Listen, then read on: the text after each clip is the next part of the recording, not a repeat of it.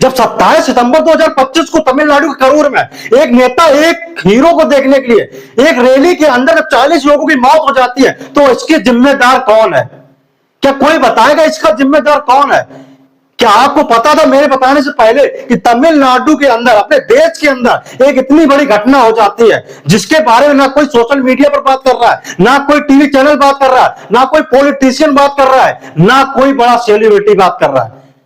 क्योंकि उन लोगों की नजरों में आम जनता, आम नागरिक की वैल्यू कुछ भी नहीं है। जहां पूरा देश इंडिया वर्सेस पाकिस्तान के मैच को लेकर चिंतित हुआ पड़ा था, वहीं देश के अंदर इतनी बड़ी घटना हो जाती है, उसके ऊपर कोई सवाल नहीं उठाता, उसके ऊपर कोई बात नहीं करता, क्योंकि सबके सब उस घटना के ऊपर कवर ढकने का काम कर रहे हैं, उसको छिपाने की कोशिश कर रहे हैं। जबकि हम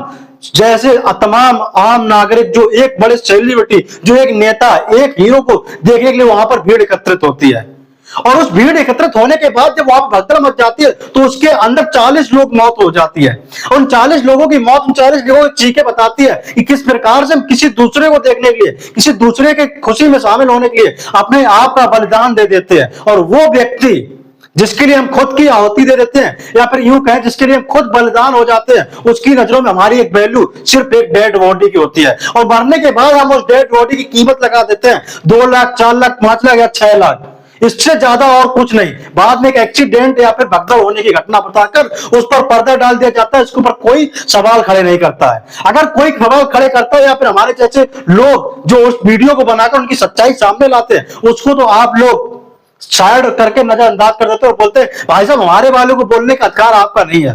क्योंकि हम इसके फैंस हैं, ये हीरो हमारा फेवरेट है। किसी और के बारे में घटना हो तो उसके बारे में बोलना, ये क्रिकेटर हमारा आइडियल है, ये जो पॉलिटिशियन है इसको देखकर हमने अपनी राजनीति में कदम रखने चालू किया है, हम इस देश के लिए आहुति दे देंगे, लेकिन अपने जो आइडल है उसके खिलाफ एक शब्द नहीं सुन सकते हैं। और यही सब कारण है जिस कारण से आम नागरिक आजकल आम नागरिक से भी बदतर जिंदगी जी रहा है, कीड़े मकोड़े की जिंदगी जी रहा है, क्योंकि उनकी मौत की, उनकी जिंदगी की कोई कीमत नहीं है। वो सिर्फ और सिर्फ एक वस्तु, एक सामान बनकर रह चुके हैं, जिसको मरने के बाद सिर्फ उनकी बोली लगाई जाती है, कीमत लगाई जाती है, उनको अस्पताल और उनके लिए बेड भी नसीब नहीं होते हैं। आए दिन देश के अंदर घटनाएं हो रही, सरकार और सत्ता सिस्टम हो, हर कोई भ्रष्ट और भ्रष्टाचार से भरा हुआ है, क्योंकि देश के अंदर चाहे वो कैसे भी हमले हो या फिर किसी भी घटनाएं हो, हर प्रकार से भ्रष्टाचार के कारण हो रही है, हर प्रकार से और लापरवाही के कारण हो रही है। जहां पर 10,000 लोगों की अनुमति ली जाती है और वहां पर 27,000 से अधिक लोग वहां पर भीड़ के अंदर ठूस ठूस के भर दिए जाते हैं। जब ये घटनाएं हो जाती है तो उसके बाद जब लोग अपने आप को सेट करते कह देते भाई साहब इसमें हमारी कोई गलती नहीं है, इस भ्रष्टाचार के अंदर उनका कोई हाथ नहीं है। अगर गलती तो मरने वाले लोगों की, कि उनसे हमने नहीं कहा था भाई साहब हमें देखने के लिए वहां पर आओ, हमने नहीं कहा था कि हमारे लिए अपनी जान कुर्बान करो, हमने नहीं कहा था जो बच्चे वो बलिदान हो गए, हमने नहीं कहा था जो 16 महिलाएं मृत हो चुकी, जो किसी की बहन थी, किसी की बेटी थी, किसी की मां थी, इसका जवाबदार कौन होगा? तमिलनाडु के अंदर जो 27 सितंबर के अंदर करूर के अंदर जो नेता, या फिर हाल ही में हीरो से बने हुए नेता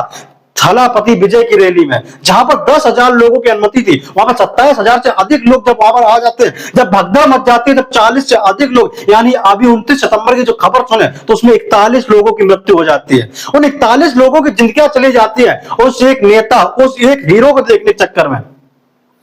लेकिन सरकार, सिस्टम और इस देश की न्याय व्यवस्था में सुधार होना चाहिए। अगर आप किसी भी प्रकार की सार्वजनिक रैली करते हैं तो उसके अंदर कड़ी से कड़ी सुरक्षा के प्रबंध होने चाहिए, क्योंकि आम जनता की, आम नागरिक की मृत्यु, आम नागरिक की जान की कीमत सिर्फ कुछ पैसों से नहीं लगाई जा सकती है।